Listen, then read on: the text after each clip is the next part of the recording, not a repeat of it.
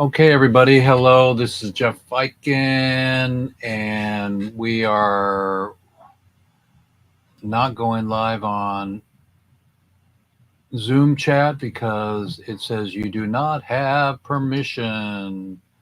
So let's see what we can do here. Boom, boom, boom, boom, boom, boom, boom, boom, boom. See.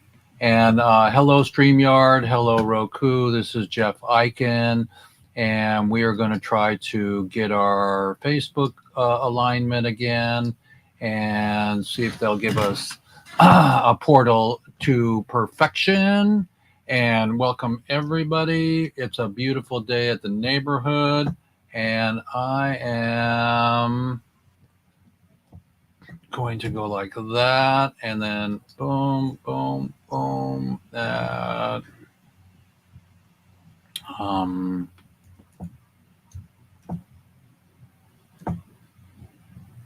Relief Dash Foundation.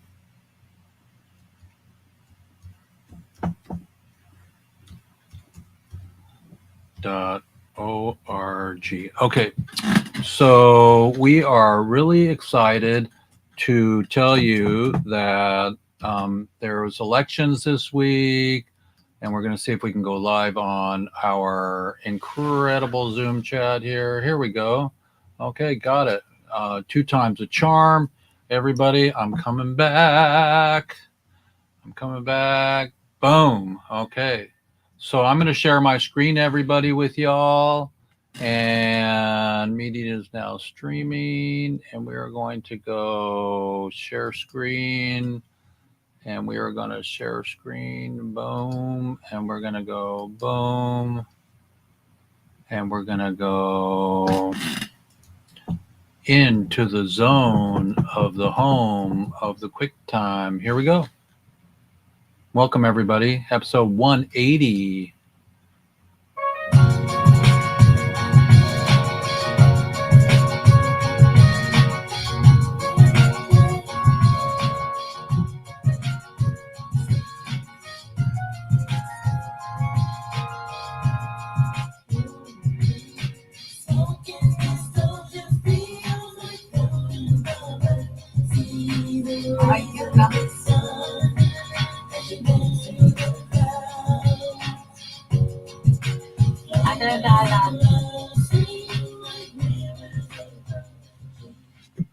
Welcome, Steve Kravitz, a longtime author on smuggling pot. Let's meet Steve. FM Parade today. And don't forget Emma, her house burned down. I'll put the link up for everybody to donate to GoFundMe. Please. Hello, everybody. It's Jeff Eichen here with WEEDSDAYS, episode 179. So I hope you remember this episode. We had David Bowie, Ground Control to Major Tom, and the rest. So so everybody, it's great to have everybody pop in today, and we are going to find our exact intro today, and it's a great day to have sunshine in the Pacific Northwest where I live. And let's see if we can find our movie here. We're going to open it right now. So everybody, welcome to WEEDSDAYS on. Deserves to be in jail. Welcome to WEEDSDAYS today on Roku, on POD TV, and around the world. We're in Ecuador, we're in Portugal, we're everywhere. And one of these days, I'm going to learn how to get us a million hits, everybody. We're going to have CBA in everybody's drink in the morning. It's going to be everywhere. You're going to get a frickin' coupon, and it's going to be great. So Justiva in the house, and here we go. A joy and look.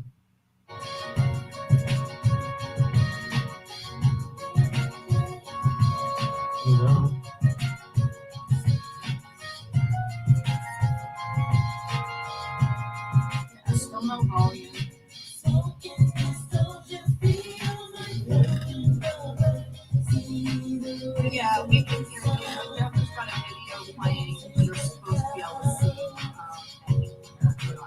Can everybody see that and hear that? We can see it, we cannot hear it. Chris cannot see it either. Please welcome Steve Kravitz, a long time. Do you not hear that?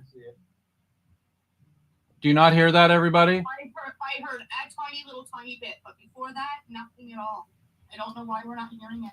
Hang on. So we are going to go and get ourselves some help here, and let's see, stop sharing, but don't stop caring. So we are going to go boom, share, and I'm going to go optimize, and we're going to say share, and then I'm going to go get our episode here. So we're going to go get our episode, which is right over in the left-hand dookie side here. Boom. Okay, so let's see if this is our movie here. So we're going to go boom. We're going to go boom.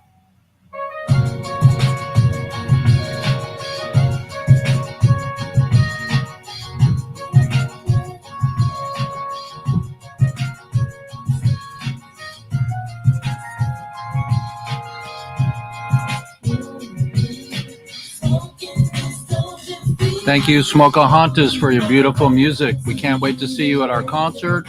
420, we're doing a small concert, and then the following season, we're going to do the big concert. We're looking for you, Snoop. We're looking for you, Earth, Wind, and Fire.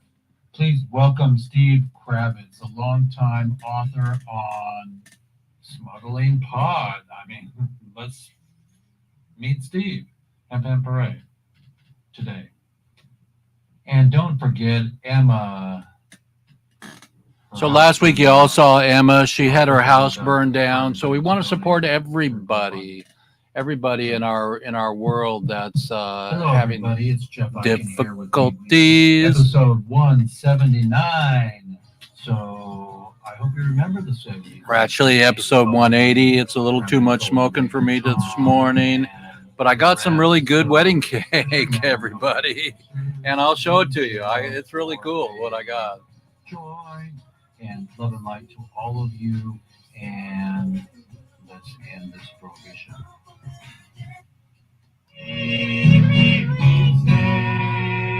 Happy parade. So much is going on for all of us in our life. Just stay nice, stay friends, and help each other. So there is war happening, everybody, on our planet. And this week we had some elections. And so I think we're making a little bit of progress. We'll get to Chris. He'll tell us the update in the hemp world. And maybe we'll get Duck and have him come in on some Lakota hemp. Welcome, everybody, today.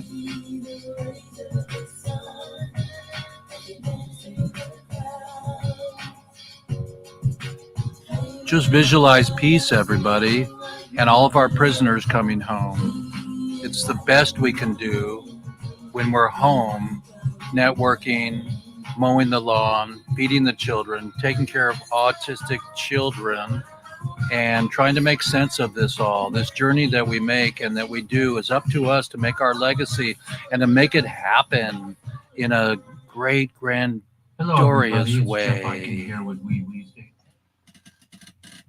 Episode 180. So I hope you remember the 70s. We had David Bowie, Ground Control to Major Tom, and the rest. So just remember, nobody deserves to be in jail for a joint. And love and light to all of you. And let's end this prohibition. So, folks, there are festivals, there are celebrations, and there's merry-go-rounds in life. 420 is my world to make a difference with our world. Please, everybody, remember, there is war on the planet. There are children that are confused. There are adults that are confused. Allow us to have 420 be the answer. And with the elections this year, yesterday, please allow us to see and hear and play the songs louder and louder and louder until we end prohibition and bring every prisoner home. This is Jeff Eichen with episode 180. Thank you. Hemp, hemp. Hooray. Let's have a show. I mean it, everybody. I'm not going to stop till we end prohibition and we get on stage at Oakland Coliseum. They're waiting for us. They want us. We have to raise $1 million freaking dollars, everybody. And, you know, during this time of everybody coming together and holding hands, that may not stop war. It may not stop the nuclear bombs, but I gave my camera, my big fat camera, to a youngster yesterday, and he went to Tacoma, where there was a warship sending ammunition to Israel, and they blocked it. They blocked it for a while, but then it left. But we got on the news. We're doing what we can. So I'm going to introduce our show today and everybody and all of our weirdos here today. Weirdness is my middle name, and I'm wearing my see everything green is 3D here, so this is green screen, but it's my trimming sucks because it's harvest time. So welcome everybody, and in your little layers and where you are, you know, Chris, I really welcome you, Chris, and CBA and Justiva. I was with you the other day when I called Chris the other day. Everybody, this is very, very synchronistic story, because synchronicity is happening to me the more I believe in synchronicity. So use your magic, everybody, to help change the world. So the other day I called Chris and I said, "What are you doing?" He says, "We're paddling out to put the ashes in the ocean." And I just called him on that one beautiful moment. And so believe in it, everybody. Pray tuned. Those that are on the other side, hopefully they can reach down and help us. We have Ohio just got legalized for recreation. So we're really beautiful. That would happen yesterday. We're inching our way, but we got to do better. So welcome everybody today. I'm going to start off with Jeannie. Jeannie, open up your beautiful photo heart and tell us how you doing. Hi everybody. I hope everyone's all right. Look behind me. Isn't this beautiful? I got this from Bob Johnson at 11:11, and it's just absolutely gorgeous. It shows us what can be. So I gotta start with this. I have 3 glam children. They call me Grandma. And I couldn't get a hold of my daughter, and I was getting a little bit nervous, and she wasn't texting me back. And then she finally texted me, and she said, "We are at a Kiss concert." Oh, my heart. So my little one, he's like 3, and then his big sister, she's like 4, and they're at a Kiss concert. And he's a little drummer. Remember I told you about him, Nicodemus? And that's like one. So I told them, don't look at Jean. Don't look at Jean. Please don't look at Jean. But other than that, I couldn't be more proud and pleased and chuffed. And so the children, I feel like we can do better for them. And I feel like we will. We cannot all right now. Ohio. Welcome Thank aboard. you. Welcome aboard, Jeannie, on episode 180. 80 is a big number. Guess who turned 80 yesterday? They pulled up the trees and they put in a parking lot. Joni Mitchell. Willie Nelson. Willie Nelson's 96. No, Joni Mitchell turned 80 yesterday. Oh, Johnny. He was inducted into the Hall of Fame. That's what, the Rock and Roll Hall of Fame. When he was born, he was in the Hall of Fame. Well, they finally inducted him in, like officially. Everybody in this room is in the Hall of Brain. You know. So welcome, Rodimus. How is the Euro contingency? How are you doing, Grasshopper? I'm doing well, thank you. And any celebrations going on right now? I know you had harvest a few weeks ago, and I know you had to deal with your van getting sideswiped while it was parked. So how are you doing through all of the stuff we do? Oh, yeah. Remarkably well, Jeffrey. Thank you. Oh, nice. Okay. And Rodimus will be back to read the news. We'll swipe right on next to Rodimus. And Rodimus, do you know Chris, right? You know Chris Boucher. I don't think so, Chris. Have we met before? I'm not sure, but it's great to meet you. How you doing?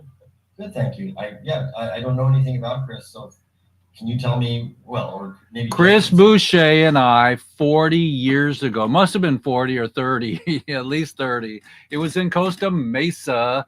He had a clothing company that called Hempstead, and he freaking made the first hemp surfboard with Woody Harrelson. That's right. That's right. I do know about you, Chris. Yeah, that's pretty cool, man. That's pretty cool. And Chris, this little kid here in the orange little sweater there used to be on the Kung Fu series with a bald head snatching the pebble. That's Grasshopper. Oh, very nice. Yes. Cool. Wow. 50 years ago. Yeah. That's fucking Grasshopper, dude. That's fucking Grasshopper. That's amazing. Yes. Yeah. We George Clayton Johnson. Does that name ring a bell? Well, George Clinton it does, but not George Clinton Johnson. No, George Clayton Johnson. Oh. I think he wrote a couple episodes for Kung Fu. Oh. He wrote the first Star Trek. He wrote Logan's Run. He wrote Ocean's 11. Oh, wow. And he wrote the foreword in Jack Harrah's book, The Emperor Wears No Clothes. Every publication he would write the foreword. And anyways. Is that a friend of yours? Oh, he was a great friend of ours. Yeah, he was a friend of the whole hemp movement, George Clayton Johnson. But Okay. I just thought you might have heard his name. But I'm sorry. Yeah, I apologize. You know, I was 12, 13, and 14 on that show, and all I had time to do was study my lines and get to the set, and I didn't actually understand what the adults were all doing, so I didn't have a chance to meet many of the writers. In fact, so I wish I had. So, is he still with us? no, he passed a few years ago. Yeah. Or, but he was a friend of yours. Very good friend, yeah, a mentor friend, just science fiction writer, and yeah, he even wrote the first Twilight Zone. He wrote the first Star Trek episode, the very first one. And wow, man, that's amazing. I'm embarrassed. I don't know the name, and I appreciate your bringing that to my attention, and I'm certainly excited that I have 1 degree of separation from him. yeah, You, but also, I guess, through my work too, I guess, right? Yeah. well, it's a pleasure to meet you. Likewise. Hey, so Chris, give us a little bit of Orange County news and how the paddle went. How's your heart? You know, we've lost our nephew to cancer, and we did a paddle out. He was a surfer. We're all surfers, and so we spread ashes, paddle out in the ocean, form a big circle, and do the Mother Ocean prayers. And other than that, you know, just passing the time. And here in Orange County, it's just, you know, times are changing. In Laguna Beach, they just closed Taco Loco, one of the most famous restaurants. They started serving hemp burgers back in 92, 93. What? Yeah. Finally, after 40 years, they closed Taco Loco. And Was it a family thing, or were they going to build a dump? you know, the rents have gone through the roof. All the restaurant owners and people that lease buildings, you know, real estate has gone up so much that they passed the rent increases and onto the proprietors and the restaurant owners, and we're just seeing a huge change in that whole industry. Smaller businesses are just very difficult to survive these days with all the costs, man. But Hello. I think you and I went to Taco Loco before, for sure. It is. Who is this? I think did you lose me there? Yeah, no, you're Jeff is AOL, but Yes. AWOL. Yeah, all keep heard going you. because I'm Just- online right now. So That's what he just does. deliver the red ones. That's We fine. heard you. Yeah, no, but everything in Orange County and then California. Well, if we got, if there's a difference in these new price, hemp for sure. laws that are being passed in every state that's really restricting not just like hemp CBD, but Thank hemp you. I protein appreciate it. powder, Okay. hemp Bye-bye. food, Bye-bye. hemp seeds. I mean, just to make a hemp food, you need a license, and that's not should never ever be that way. And at the same time, hemp cannabinoids or hemp laboratory get high molecules have now surpassed marijuana in the United States as the highest generating revenue. We're talking about $2 or $3 billion that is being sold in gas stations and in head shops, health food stores, hemp-derived THC. And the hemp THC, it's kind of a double-edged sword in the sense that, they're making hemp THC in a laboratory. It's not from the plant. And they have hemp delta 8. It's made in a laboratory. It's not from the plant. Yet they're calling it hemp. And at the same time, it's basically the highest generating revenue of all cannabinoids. The Delta, you mean the Delta has put it over the top? Kids are buying Delta every day? Every day. Well, not just delta 8, but Delta- delta 9. There's Delta 9, right. HC, then there's HHOC. And these cannabinoids are all derived in the laboratory. However, the law, basically the Hemp Farming Act, specifically says it's legal. When they passed the law, they didn't understand what an isomer was. They didn't understand the language that they wrote. So it opened this Pandora's box, and now like gas stations and head shops and convenience stores, there's tens of thousands of these stores that are selling, I call them hemp get high molecules. And they've surpassed the marijuana industry in total sales. And have you been able to proof it at all to find out if there's even a buzz? Oh yeah, I just ate some hemp THC gummies from one of the biggest companies in the hemp space. Wait. We don't allow people that are twisted on our stage. I want to hear the rest of this, Jim. So I took a hemp THC gummy. It was 5 milligrams. You can buy it at a gas station or a head shop or convenience store. And I didn't think anything of it. And I was driving on the 405 freeway, and I just all of a sudden I'm like, I'm stoned. I'm high. And so you can buy these hemp, I call them get high products, without a license, without ID. So anyone can buy them. And what it's doing is it's causing a war with the marijuana industry. So sometimes you got to wear other people's shoes. So if you own a marijuana store here in California and you paid, let's say, $1 million to, get your license and operate your store, and the guy across the street at the convenience store, the gas station, the health food store, they're all selling hemp THC with no license, with no regulation. And, it's really, really upsetting all of the cannabis marijuana corporations and lobby firms. And so they're coming on the warpath, and they're attacking hemp in several states, and they're imposing some really strict laws that's going to affect us for a long time. So is that going to affect the material and the industrial aspects of doing hempcrete and everything? I mean, it's affecting all hemp foods, whether it's hemp CBD or just hemp protein powder or hemp milk. Hemp heart seeds that we get from Canada. Yeah, so if you wanted to be an American hemp seed business in California or other states, you'd have to register and pay a bunch of fees to operate legally, which, it makes no legal sense whatsoever, because hemp's an agricultural commodity. Well, It's, who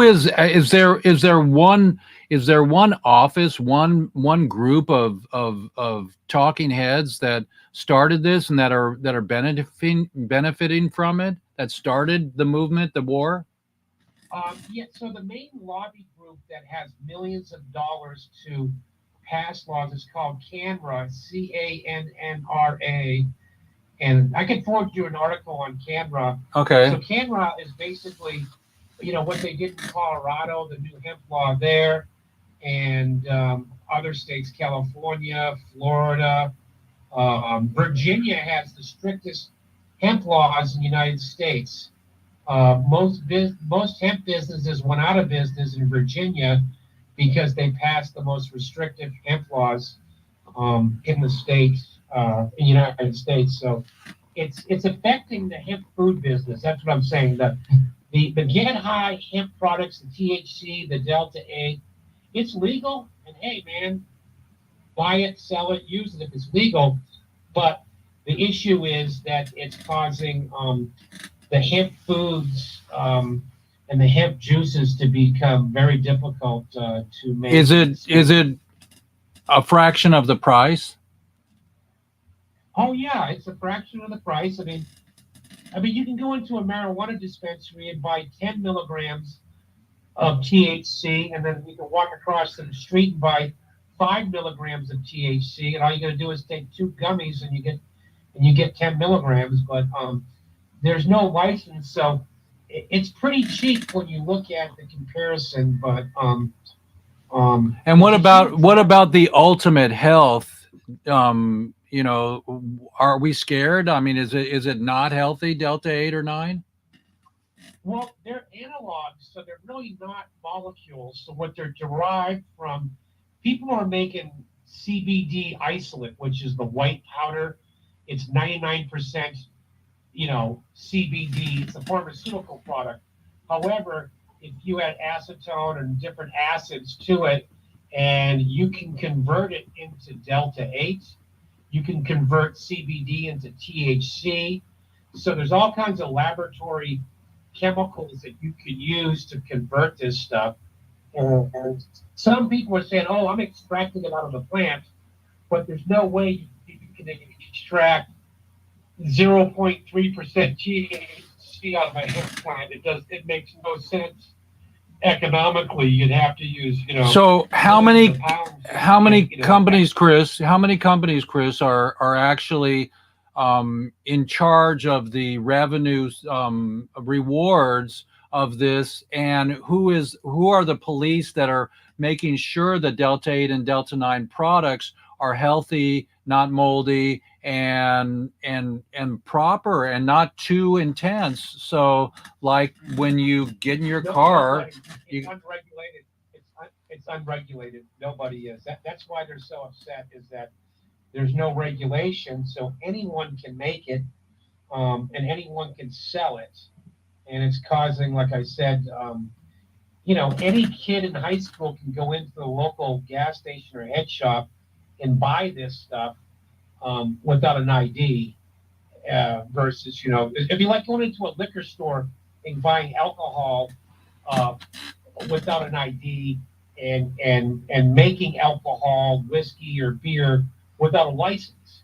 So that's how the marijuana people look at it, and I get it. It definitely, I'd be upset if I paid $1 million to sell THC and the guy across the street has paid no money in selling hemp THC, so. how do you see this playing out? What can we do on our show and in legislation to bring awareness to this? Let me interject a question. Chris, yeah, how does this person selling it across the street without all the required permits, where are they getting it from? That's I think a key issue here too. So you just buy it from the local lab. So the labs that are making CBD oil and they're making, CBD, they're all making THC now because there's a loophole in the law. So imagine, you let's just say your lab, you're making, $5 a day making CBD, but if you convert over to hemp THC, you can now make $1,000 a day. I mean, the profit and the revenue is massive.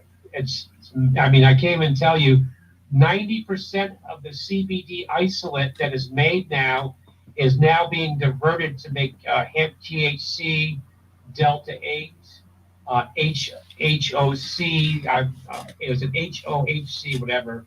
So there's all these molecules, and they're actually called analogs that you can make in a laboratory, and they mimic THC, but they're not from the plant. And they're not from any organic plant matter? No, they're from a chemically produced, it's called CBD isolate. You know, isolate can be made in a rotovap. I don't know if you've ever seen how they make isolate. But how does it fit into the hemp world? I mean, the hemp. Well, that's what he's explaining, Jeff. It Yeah. doesn't, and that's the problem. It's causing a war Well, right well, if you read the law, it says derived from hemp oil, isolates, waxes, and resins. So the word derived. So if you take hemp CBD and you convert it into hemp THC, it's still derived from hemp because it originally came from hemp. It got turned into CBD, and it got turned into THC. So it's called the word derived. So I have a question for you. Yes. So as someone who spent some time in my life, not recently, but years ago, being aware of naturopathic medicines and things like that, and for example, Chinese medicine and etc. There's a belief among people who are more organically oriented that you can isolate like the effective ingredient in some of these plants, that they make certain other pharmaceuticals out of.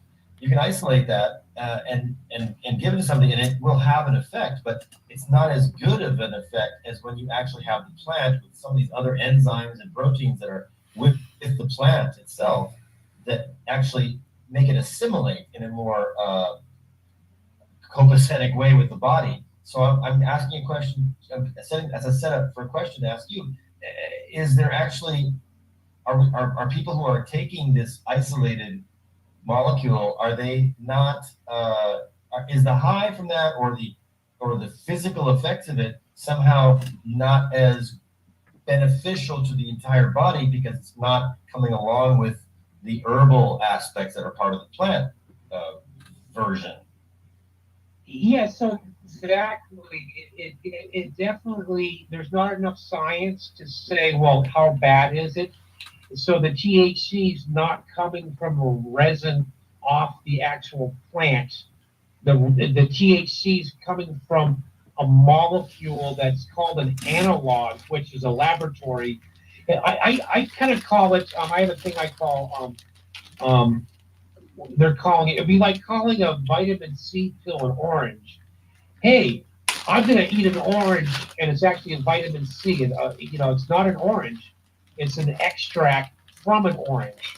So the hemp people are now kind of expanding the word. Oh, this is hemp. And it's just derived through a series of chemical reactions. Right. And they shouldn't even call it hemp, but it's the way people market something, so. What is your opinion? What is your opinion, though? Your personal opinion I'm asking for at this point, then. Do you think it's better to get it from the plant naturally, or is it just as good to get it from this derivative, the laboratory derivative?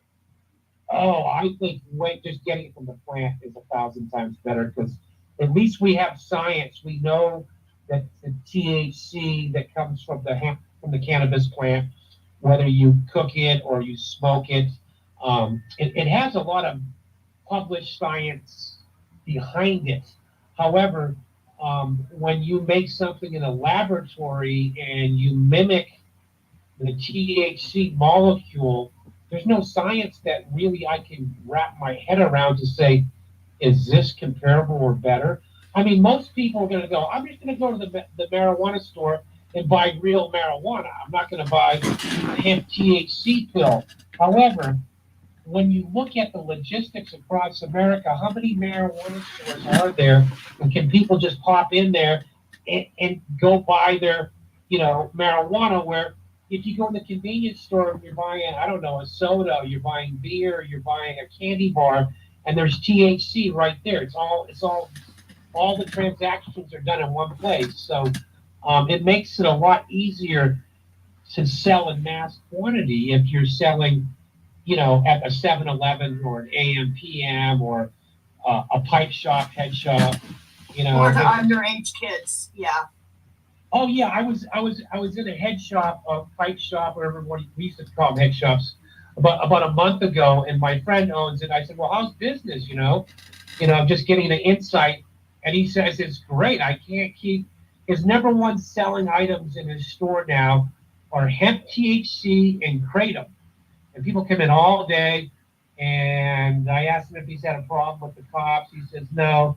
The cops aren't around anymore. They don't come into your store because you're selling THC or somebody stole something. Those days are over right now. So as we're talking, a woman comes in and starts yelling at him that her daughter in junior high had bought a hemp a Delta 8 vape in his store, and she said she's going to call the cops. And he's like, "Well, go ahead. One, I didn't sell it to her. Maybe someone else bought it in the store and gave it to her." And so he says, "Well, how do you know she got high from it?" And the lady says, "Well, I took a couple of hits off of it too." And it was kind of funny, but it wasn't, because her 8th grade daughter is smoking a Delta 8 vape with her friends because it's so easy to get, and it was kind of ironic that I was right there listening to the whole thing, and she thought it was illegal to sell, and he's like, "No, this is legal, lady." So she called the cops. I don't think they ever came, but Can Wilfred sell his cigarettes at a 7-Eleven? not in California. That's nice. Yeah, California is not allowing smokable hemp, so people are selling now. They're selling called hemp THC. Have you heard of hemp THCA? It's the new THCA. No. Yeah, look it up. Yeah, so it's basically, there's a couple varieties of marijuana that test below 0.3 for Delta 9. Right. Yet the THCA level is like 15% THCA, which basically, if you lit that joint, that THCA is going to all decarboxylate and turn to Delta 9. So basically, people are selling, cannabis, calling it hemp because it's high in THCA, and that's another whole loophole, crazy industry. I can't even begin to tell you. And so if the police come into your store and they take your hemp products, they test for Delta 9. They don't test for THCA. So that's a whole nother, legal loophole, they call it. I'll have to send you some of the articles that a couple of these lawyers have written in regards to what I'm talking about. And How do you see this playing out? I mean, we have all these issues on the planet right now, from abortion to war. How do we manage this? What is it time to make a difference and say what we need to say about it, as we're doing right now on my show? We're opening up the conversation. Yeah, the Farm Bill in Congress it's going to be another year. So they're definitely taking out the language that allows Delta 8 and hemp THC to be legal. It's already gone to federal court, and it specifically says, if you read the law, that it's legal. So they just made a mistake when they passed the hemp bill, not understanding their own language that was in the bill. Well, we didn't know about Delta 8 or 9 when the hemp bill was made. Well, it's an isomer, so the law says all derivatives, waxes, and oils and isomers thereof derived from hemp are legal. So I didn't know what an isomer was. I thought it was just a conversion, in a lab, but I didn't know you can convert. I thought it was a piece of luggage. Yeah. Well, everybody, we're on Weeds Day here. It's Jeff Eichen here, episode 180. I'm laying it straight. I'm laying my heart, my life on the line. My heart is open to bringing all the prisoners home. I read this letter, everybody, last week from Edwin Rubies, and it says it's from Federal Correctional Institution. He's in Alabama. It's not very funny. It's not very funny. So he wrote me nothing. But he gave me this form I'm going to fill out today. And I'm going to go visit him and film him. The last time I did that was in 2015. And in 2016, Jeff Mazansky came home. So hemp hooray for Edwin. He called me the other day. And, it's all up on board. We may not be able to film him like when we went to see Michael Thompson, who is home now. Michael Thompson, they would not allow us to film in the room, but they did get a camera. And one of the orange jumpsuit guys came out and took a picture of us, had a printer and printed out a picture. I brought it home. I scanned it. I used it for all of our media and helped him to raise his loudness. So we're going to go see Edwin soon. So we're raising our money to get a flight there and an Airbnb. So look after us, everybody. And Chris, we're still working on our concert series. I've decided to do a local concert here in Washington State at the McCurdy Pavilion that's in my town. It holds 1,000 people. So we're going to do and we want you here, Chris. We want you here to support us and to be one of our biggest sponsors, and everybody will have some juice there. And so on that night, we're going to raise $1 million to get Oakland Coliseum to do the big concert and have the big, incredible gathering of all the prisoners. So everybody look out for us and all the things we're doing. Let's see here. Who didn't we get to? Did we get to Jeannie? We get to there's Bob Mom. Hey Jeff, I got to roll here. I have to drive into town, so I'm going to check out now. But thank you guys. Really Thank you for everything you do, Chris. Really appreciate it. Yeah, I want to get your information. I want to send you guys some sample Juictiva so you can try out. I'm waiting, dude. I'm waiting. I love you so much. And that jar looks great. Thank you, Chris. And blessings. I'll see you on the water, and we'll talk off screen. Hemp hooray. Awesome. Hemp hooray. Awesome, Chris. Bye-bye. Thank you for joining us. So everybody, that was Chris Boucher. I used to shoot hoops in a little industrial park in Costa Mesa, California, with Chris Boucher. And Woody Harrelson would come down, and they made the most beautiful hats, wallets. He sold probably 1 million wallets, out of hemp, and it's still fucking illegal. And he just brought in some new information that is so incredible and important for us to know about. And does that quash everything? Does that throw a change in the everything? There's one of our beautiful tip jars coming up. And so so I just want to say that I really appreciate everything Chris does. I was at the hemp gathering in Colorado with Chris. We went to the airport together with him and his wife, and he's just a beautiful soul, and his heart is in the right place. It's too bad we lost his nephew. He was an incredible soul, and some other people that he knew in the hemp industry have left the planet. But our hemp jars are looking beautiful. We're just really blessed to have our tip jars coming along. And I've already designed our sticker. Now I just have to send it out and get it printed. So I'll send you 50 stickers in the next couple weeks. And Crazy Pop Mom, thank you so much. And why don't we just go straight to the news, Rodimus? I would love to have you read the news. I have yet in the last several weeks found my my news, read the news, little spot. So at the count of three, I'll just go. It's Canon News time, everybody, and it's Jeff Eichen here with episode 180, and we're laying it straight, and we got Rodimus Para to read us the Canon News. Take it away, Rodimus.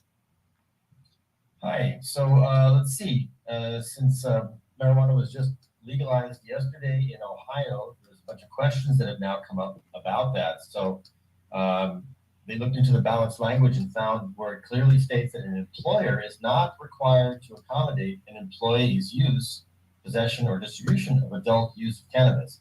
Meaning, the passing of Issue 2, which is what they called it in Ohio, does not give employees a free pass to go to work under the influence of marijuana. Issue 2 also does not prohibit an employer from refusing to discharge, disciplining, or otherwise taking an adverse employment action against an individual because of that individual's use, possession, or distribution of cannabis. Akron attorney at law and former assistant attorney general Adam Van Ho tells the news here that with recreational marijuana use now legal, certain professions will likely be under even more pressure, like healthcare professionals and law enforcement. You're going to see a lot more testing in medicine and law enforcement. In medicine, you'll see more testing because of the fact that there's going to be constant questions if something goes wrong on an operating table or medications aren't prescribed correctly, Van Ho said. He added, in law enforcement, because you have officers carrying weapons, and traditionally those haven't been areas that have been tested in the past, but I expect them to be tested more in the future, unquote.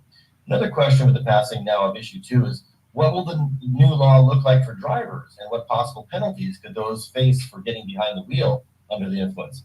Van Ho tells us that legalization of marijuana will not change Ohio law when it comes to being pulled over. In fact, more citations are expected once the law goes into effect, roughly 29 days from now. So we can also expect an uptick in accidents, it's a misprint.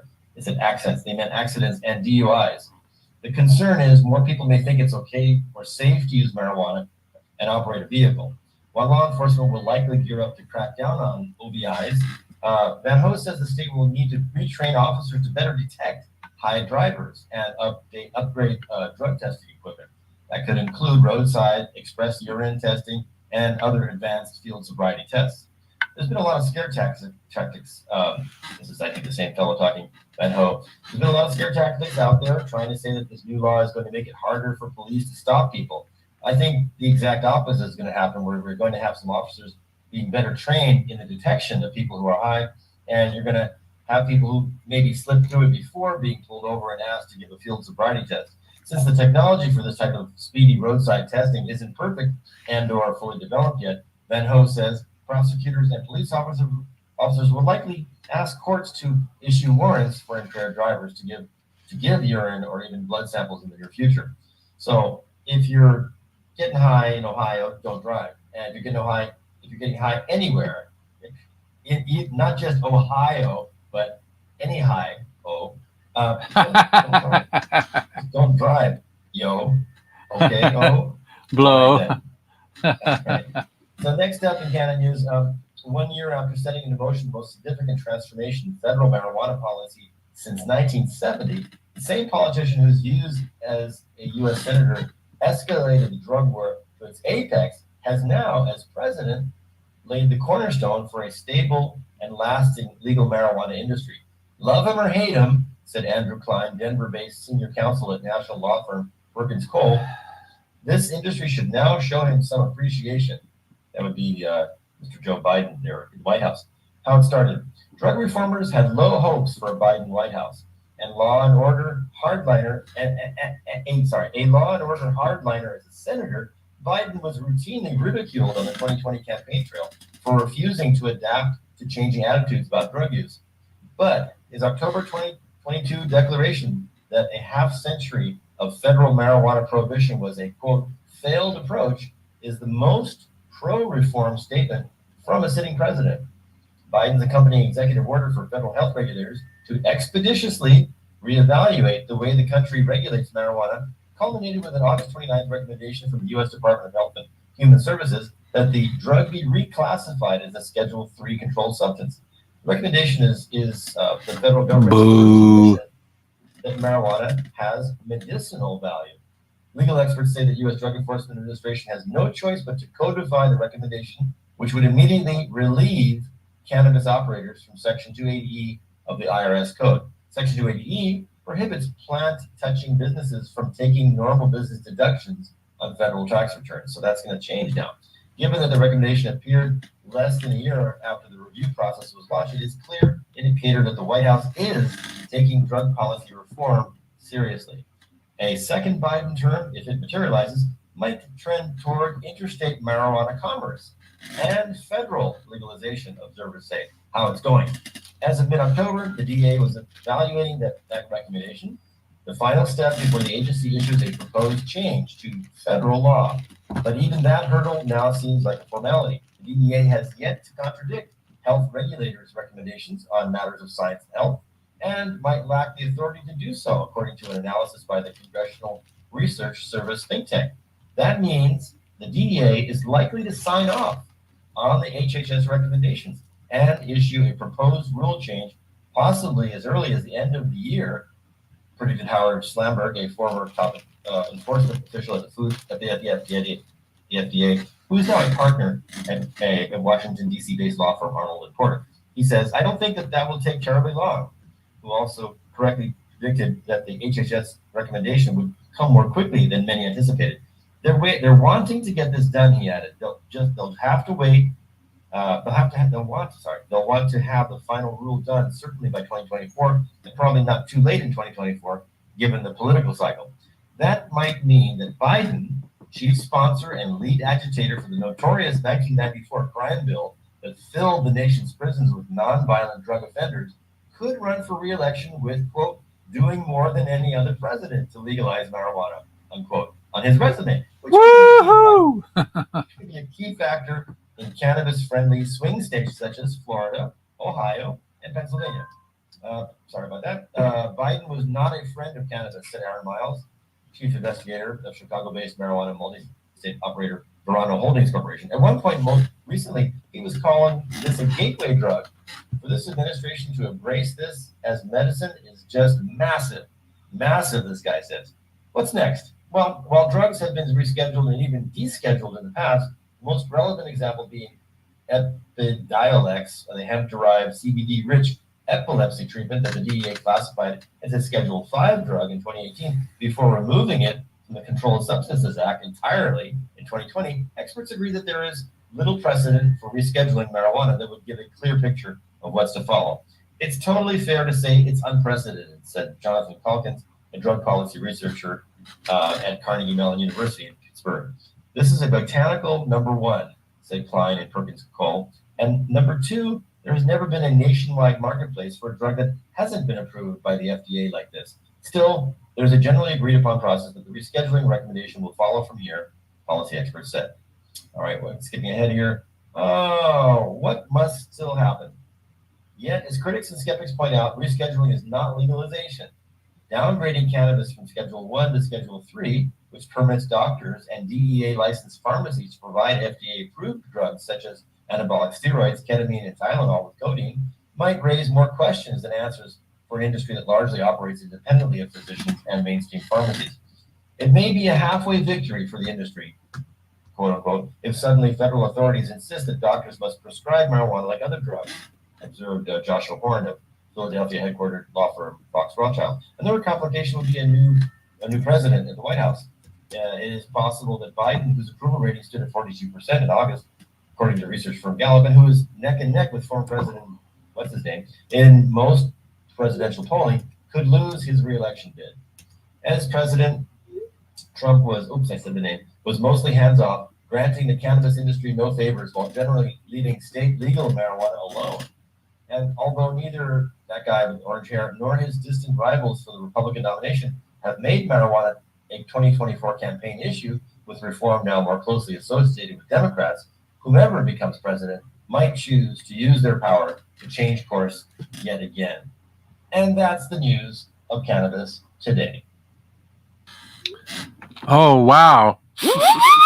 So we had elections, everybody, and it looks like Ohio is getting the scene like a big machine. And notice how I didn't use the sexy word there, but I have something sexy to share with everybody today. So let me get thank you so much, Rodimus, for reading the news today. That's a really hemp hoorayer. But I wanted to show everybody it's harvest time, and I just went to one of my buddies and traded and did some good business here. But everybody take a whiff of my beautiful booty here. And I've got some GMO. I got some GMO. This is called GMO here. And let's see if I can get it there. There's some GMO.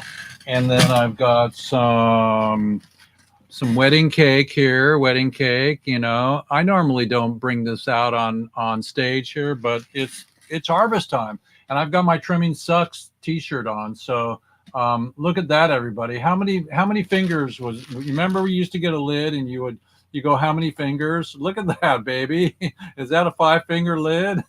So it's really fun. And that's harvest time. I should photograph these again because there's some really beautiful crystals here. And so you can't see it because I got my green screen on, but it's really fun to have harvest time. Smoke wisely, learn from Chris and his ability to bring out the information of the deltas. That was really interesting. Does everybody feel that was really interesting? Yes. Crazy Pop Mom, was that interesting? Yes, I did know a lot about that because it's a big thing in our world over here. That it was like, no, don't get caught up in that. So we did know a little bit about that. But the fact that it's just a free-for-all, they've canceled out vaping. So why the heck is this something that they're not concerned about, being regulated? It doesn't make any sense. So I feel like people got educated today, and that's great. It's really weird. And how about you, Jeannie? What about Delta 9? Yeah, I'm using a PayPal to be able to sell it to children on come home. This industry doesn't need greed, it has need. We have patients and we have people that need to be healed and given the medicine. We need to get our prisoners out and start building with hemp. And we need to stop this nonsense. Stop trying to weaponize everything and turn it into something bad when it starts out really good. You're absolutely right. Yes, you're absolutely right. Thank you so much for bringing that up. We don't want to have a war with this beautiful plant and the people that are still stuck in greed. I'm really embarrassed for our industry right now that a man-made substance is mimicking yet again, the substance that we love or that we call THC. So I've got one last thing to share with you, everybody. I had an art show this weekend, and it was really fun. This is my show, so I'll tell you about my other show. I'm out there now selling my art, my photography, and I'm really blessed and happy to do that. After all these years, I'm back in the art world, and so I met this gentleman. I want to do a plug for my friend at New Ventures. So New Ventures is let's see, they are New Venture LLC.com, and they're the people that do my 3D prints. And so I'm going to show you a couple of the 3D prints. I sold quite a bit while I was there. And but first, one of my holiday images that we have available here is the incredible everybody has a bong in their hand, but because it's green, it looks like that. But this is a photograph I made several years ago, and I put a bong in everybody's hand. So this is please, Judas, please pass the salt, and that's the way it rolls at the Last Supper. So that's a photo. That was the last safety meeting, not the Last Supper. Right. And so so I have on every corner, I have something that is written here on this is a unfortunately you can't see it, but it's a canvas print, and these are available on my site. So you can go to any of my sites, relieffoundation.org. But I want to show you a few of the beautiful, incredible 3D prints, and how. Let's see if we can. There we go. We can get this 3D print. Beautiful. So these are the 3D prints that are available, and they're beautiful, and they're finished well. And my buddy gets the images from J. Paul Getty, and we get the license to do this, and then he has them made, and they're 3D actually in China. And so here's another one. I'll show you a few more. So in Washington, we cannot sell the again. Let's see if I can get that without reflections. Well, we cannot get that one without reflection. So we cannot sell artwork. It's really weird. We cannot sell artwork in the hang on. We'll admit somebody new in here. We cannot submit artwork in Washington State, but I have this beautiful artwork available for your smoke shop or for any other state that can. Look how 3D that is, and it's actually 3D when you see it in real life. And so they're all over my website. And then last but not least, we have Rasta Lion, and Rasta Lion's the coolest. And so let's see if I can get it without reflection there. Is that all artwork, or is that just weed related artwork that you're not able to sell there? In a cannabis store, you can't sell any artwork at all. Okay. Okay, you can sell pipes, you can sell, clothing, whatever, but it's a Washington thing. I don't know how many other states have that law, but I just had a guy that came to my booth this weekend at a Christmas sale, and I had a little corner amongst all my artwork, my classic black and white photographs. And so the people that got to go in there, and he has a guitar shop, and he says he wants every shot. So we're going to get him signed up. And my mom says money while you sleep. So we're going to get a bunch of these to him and to the rest of the world. So these are all available, everybody. These are beautiful, and you can hang them up. They're all sealed and beautiful, and we can ship these to you. And it's a holiday, so get ready for the holidays, everybody. And let's welcome. Let's see, we got to welcome. Okay, we're gonna welcome. Hi, Happy. How are you? Gonna welcome Happy on. Come on, Happy. Say hey. Hello. Hi, Happy. Hi. How's it going, Happy? Really good right now. Dog sitting for the moment.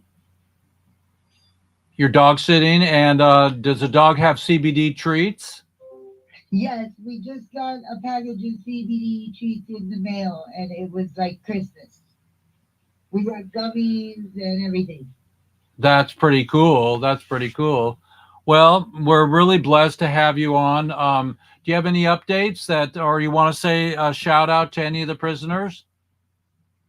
Yeah, definitely shout out to the prisoners. I want to get the writing list. I don't have a copy of that. I don't mind writing. Some of them you can write online nowadays. You can write on Freedom Grow. Freedom Grow. Yeah, freedomgrow.com or freedomgrow.org. And I don't know which one it is, but either one will get you right to, I think they have templates, and they have places where you can portal some letters to them. What they do is they print them out, and then they physically send them to the prisoners. Oh, that's cool. Yeah, I'm interested in that. I'm personally still homeless right now, so I'm on my way to being housed within the next few weeks, but we're still camping, and it's starting to get cold, so that takes up a lot of my time and attention. Oh, wow. Where are you? I'm in southern Arizona, so it's not too bad yet. Are you in the highland or lowland? Low. We're as south as it gets. I'm right out the border wall. Oh, so it shouldn't get too cold there. Yeah, it doesn't freeze. Okay, cool. Well, it does where I live, and it's great to see you. So what is your next move? What are you doing besides getting a house? I mean, what are you doing to help raise awareness and end prohibition? Um, what I was doing is holding rallies and events. I don't know what the new post-pandemic thing looks like. I'm interested in working with a couple of team members that know how to live stream, such as yourself, and get. I have been working very hard on something called iboga. Iboga is the answer to helping you get off of heroin. Correct, and methamphetamine and many other things that we don't currently have processing for. So I'm looking at iboga instead of ibogaine, which is kind of what has been promoted thus far in the counterculture. Sure. But my in-laws have led me to believe that the root is significantly more of a safe route. That's pretty great. That's pretty great. And remind us who brought you to us. Who brought you here, Happy? The brother from the Lakota tribe. Oh, Duck and Duck, and yeah. okay, Donald. Yeah, Donald was gonna be on today, but he always wakes up a little bit like 10 minutes after the show and go, fudge, I missed it again.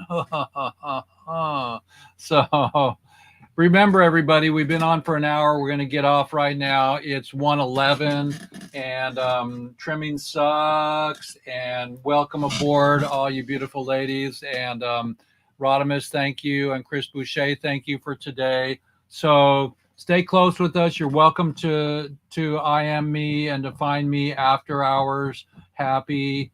And oh yeah, let's everybody do 3. And I'll do a thank you photo here. So 1, 2, 3. Okay, here we go. Jeannie, put your hand closer to the camera. There you go. There you go. 1. Oh, we don't see it. We don't see it. There we go. Hang on. Hang on. Get 3. 1, 2. It's hard. Pull it back a little bit. Right there. Do it again. Do it again. I'm trying to get it. Hang on, pull it back. Right. Do it again, Jeannie. I can't get your 3. Put it near your face. Put it near your face. There you go. Right there. No, back, right there. Okay, got it. Cool. That was a good one. That was a good one. So everybody, it's been a great. I sent you my address in Messenger last week. I got that, and I've got our stickers in the queue, and they already say tip jar on them, and bless you all, and we're gonna roll out of here with our outro, and it's been a great show, everybody, and thank you so much for joining us, everybody, and let's see if we can get through this baby here, and here we go. Thank you, everybody, for joining us today. It's Jeff Eichen with episode 180. Joni Mitchell's 80 this week. I think yesterday was her birthday.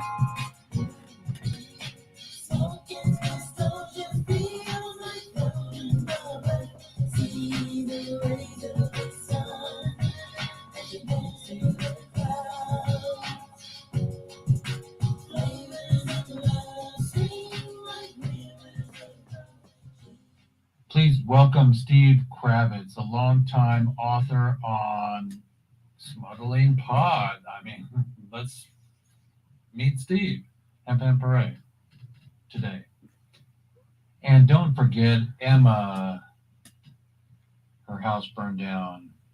I'll put the link up for everybody to donate to her GoFundMe, please. Hello, everybody. It's Jeff Eichen here with WEEDSDAYS, episode 179.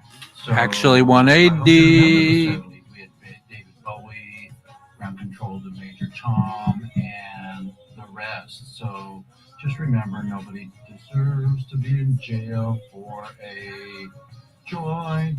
And love and light to all of you. And let's end this prohibition.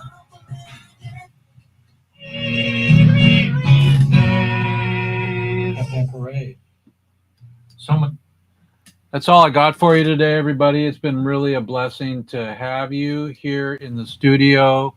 Thank you, Happy. Thank you, all the ladies and all the germs with us today. We learned a lot about Delta 8 and Delta 9, and I'm going to go end Prohibition my way. So, Hemp Hooray, everybody. Love you so much, and it's time to end Prohibition in a big way. Thank you so much, everybody. Peace in the Middle East, for sure. And trimming sucks. That's what my shirt says. Trimming sucks. So hello to Kimmy and to Kyrie and to Hakeem and the fishies. And I love you all, and lots of roses for you in your heart. And everybody, okay, peace, be well. Love you all. Hemp, hooray. Jeff Eichen.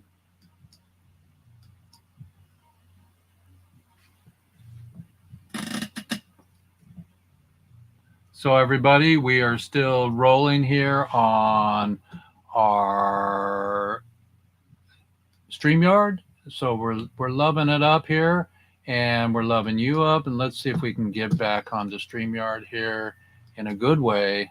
So we are going to go boom, remove. There we are. So StreamYard, thank you so much for joining us today.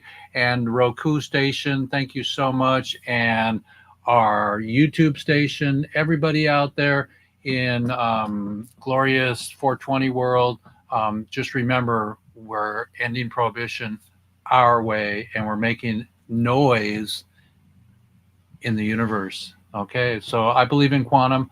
When we say it here, we mean it.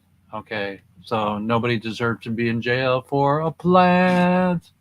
Hemp hooray. And here's a shout out to my beautiful buddy, Vivian McPeak. May you be well. Okay, peace out.